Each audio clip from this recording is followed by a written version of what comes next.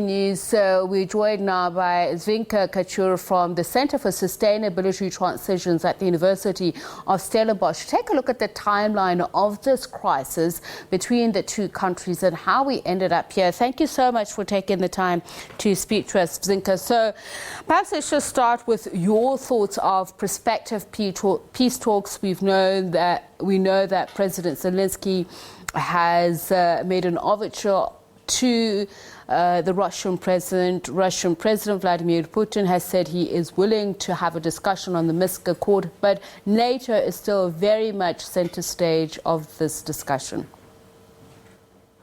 Good evening. Thanks very much. Yes, indeed, there was a call from President Zelensky and respond in a video from President Putin that Ukraine needs to demilitarize and also to go through denazification and keep and establish a status of neutrality. So basically, we heard the message from President Putin, what his expectation is. So my understanding is that this peace talks probably not going to happen in the nearest future. No, let's talk about the casualties. What are you hearing from your country? Figures have put the number of people who've been killed thus far, 137. That scores more injured, some are critical. Do you perhaps have any more new information on this? So I follow Ukrainian and Russian official news, and Ukrainian news today reported that over 1,000 Russian military persons were killed, and the Russian side doesn't report on the casualties. But the estimation is probably that both sides lost over 2,000 people by now. Okay, so let's talk about the timeline, and we'll get to NATO and why it's central to this. Let's start with Ukraine nuclear capacity 1994 agreement. Why does it lend itself at the center of the hostilities between Russia and the Ukraine at the moment? So when the Soviet Union collapsed and 17 countries became independent, some of them landed with significant nuclear weapon arsenal, and one of them was Ukraine, that had a lot of nuclear weapons, but didn't really have control over them because the control point was still in Russia. So in 1994, Ukraine signed the agreement to denuclearize, so to give up the nuclear weapon and instead to receive the letters of protection from UK, US, and Russia to protect its territorial integrity. But obviously in 2014, when Russian paramilitary forces and some military forces moved onto the territory, the Budapest agreement didn't work. Okay. And the Crimea, the military fleet, what does that have to do with everything? Everybody has been pointing at the action that we're seeing now as evidence that Russia has been building up towards this. Obviously, Russia denies this, saying that it's only supportive of what it has now recognized as sovereign states. Yeah, so the conflict in 2014 started in response to Ukraine's once again trying to move towards EU, and I think we need to go in the history back to 90s after the planned economy moved to the market economy. This created a lot of oligarchy in both countries, in Ukraine and Russia. However, with President Putin coming to power, he managed to centralize and to control all the oligarchy, while in Ukraine, the oligarchs still remain diverse. So after Putin came to power, because of historical past of a close economical cooperation, his aim was to take over Ukrainian economic power to make sure that all the oligarchs on the territory of Ukraine also talk to President Putin, and so that the territory is controlled. And we know what happened to those oligarchs in Russia who didn't want to surrender to Putin. They had to either go to prison or to move outside of the country to exile. So at the moment, Russian system is completely centralized.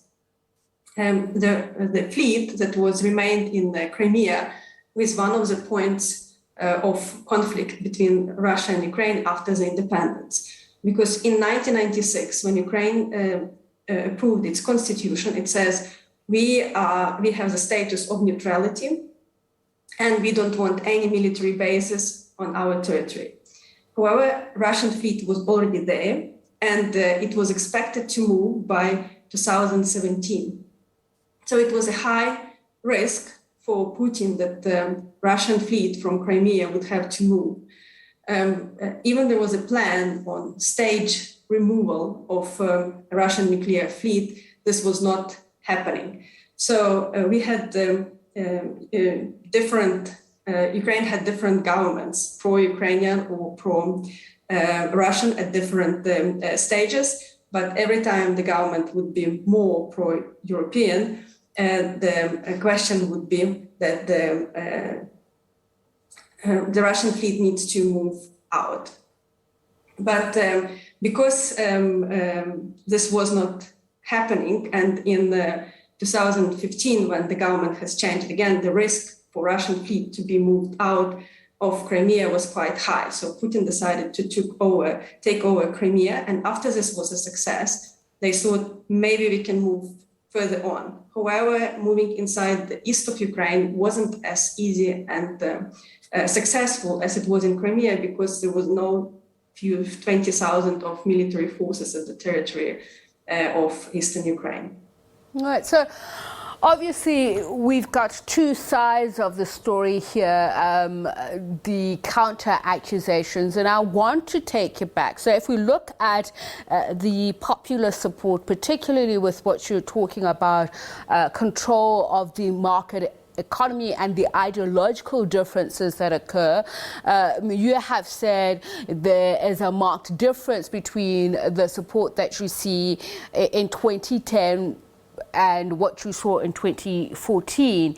I mean, particularly those two landmark democratic exercises, depending from which prism you look at it, are very different. For instance, what happened in 2014, others have called it a coup, while others have called it a revolution. It was said that a democratically elected president was booted out of the Ukraine to make way for a U.S. puppet, as it's been called. So what exactly is the status of those Maidan demonstrations? And are we saying the eastern parts of the Ukraine aren't autonomous in their saying that they don't want to be part of the Ukraine, that this is all a Russian ploy to just take over the Ukrainian territory? So even if we think that 2014 there was a coup, since 2014 Ukraine undergone twice independent elections. And if you look at the map of elections, you can see that the majority of Ukrainians voted both times. In 2015, and the president was different. So in 2014, President Poroshenko was elected. A majority of citizens supported him throughout the country. Eastern Ukraine and Western Ukraine, both in all regions, majority voted for this candidate. In 2019, a different candidate, different political party was elected, 73% voted for him. So current President Zelensky, has been elected by 73% of Ukrainians, and had majority, actually more even people voted in the East than voted in the West. So it's quite difficult to say that even if you assume that this was a military coup, since that military coup, Ukraine undergone twice free and fair elections, which is not the case in Russia, because Russian information space as well as elections do not have a high rating of freedom and fair independence. So, Dzvinka, what you're saying is that ultimately the crisis is as a result of Russian aggression, but that has to do with NATO membership, which the Ukraine, depending on the statements that you read, says is not at issue at the moment. Earlier on, you had French presidential candidate Eric Zemmour saying that the West bears responsibility for the rising tensions in the East because it continued to ignore Russian concerns for security. I'd like to hear your thoughts about this, because even though there are those who are saying that Russian security does not bear to come to the conversation, there are those who are saying that NATO's mandate in the current form should have ceased to exist because it's supposed to be a defensive mandate, but it continues to encroach on Russian territory. Yeah, thank you. It's a very good question. Obviously, as a post-Soviet country, initial perception of NATO in Ukraine was very negative. So it would never be looking for NATO from the public perception. Ukrainians were against NATO. However, as we look, the more pressure Russia put on Ukraine, and especially after 2014, the perception of NATO changed.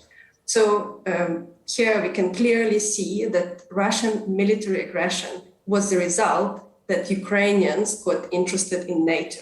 If Russia would not invade Ukraine in 2014, would not get involved in the elections of 2004, 2005 in Ukraine, Ukrainians would be against NATO. So it's a response to the force, to the trying of Russia to take over Ukraine military. And then you have to look for another protection. And here Ukrainians didn't have much choice but to look towards NATO. So the public perception has changed dramatically from majority not supporting Ukraine joining NATO in 2014 in February to majority supporting NATO in 2014 March after Russia invaded Crimea and eastern parts of Ukraine. So it's very difficult to now say that Vladimir Putin has concern about Ukraine joining NATO when Ukraine moved a long way from being completely neutral, declaring no military bases, to now actively promoting being member of NATO with the idea to defend its territorial integrity. All right, thank you so much for speaking to us. Dzvinka Kachur is from the Center for Sustainability Transitions at the University of Stellenbosch. We'll continue keeping our eye on the situation as it develops. Of course, the Russian Foreign Ministry, through a spokesperson, stating earlier on that membership of NATO is a non-negotiable